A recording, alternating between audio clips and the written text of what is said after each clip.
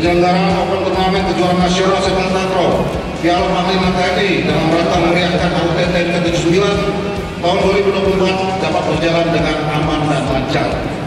Saya selaku Panglima TNI dan pribadi dengan bangga mengucapkan selamat dan berbahagia kepada para atlet dan prajurit TNI Selokwali yang telah meraih juara pada pertandingan Open Turnamen Kejuaraan Nasional Sepak Takraw Piala Panglima TNI tahun 2024 ini.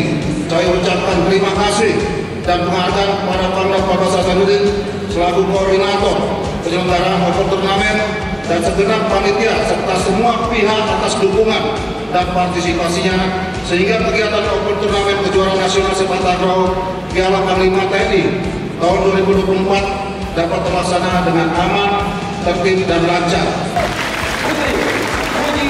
Saya mewakili teman-teman dari Hasanuddin A mengucapkan terima kasih kepada Panglima TNI dan Pangdam 14 Hasanuddin karena mengadakan Open Turnamen ini. Harapan kami ke depannya semoga Open Turnamen ini akan terus dilaksanakan setiap tahunnya sehingga akan muncul atlet-atlet berprestasi yang akan membanggakan daerah masing-masing.